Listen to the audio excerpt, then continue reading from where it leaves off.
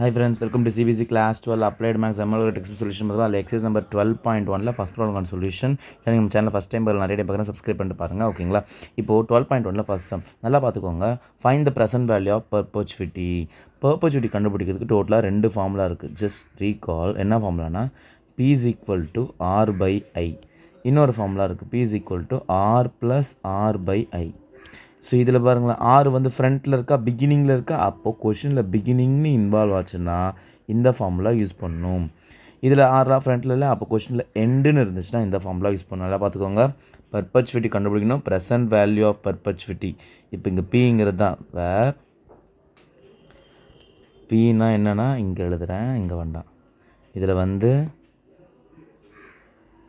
பின்னா வந்து present value, வேர் Pனா வந்து present value of perpetuity.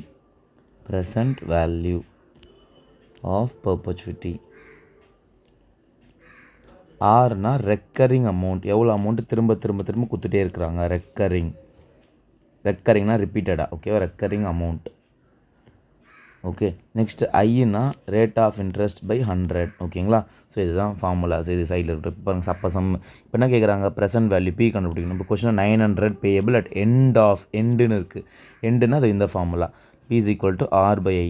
இப்போ 900 பேயபிள் அப்படின்னா 900 திருப்பி கொடுத்துட்டே இருக்காங்களாம். ஸோ ரெக்கரிங் அமௌண்ட் ஆர் தான் வந்து 900.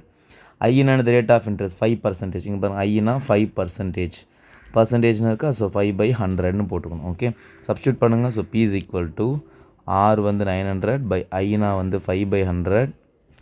இப்போ இதை சால்வ் பண்ணுங்கள். மேலே இருக்க 900 அப்படியே இருக்கட்டும், கீழே இருக்க 5/100 தலைகீழ அப்படியே ரொட்டேட் ஆகிடும், அப்படியே தலைகீழ திரும்பிடுவான். ஸோ இப்போ 100/5.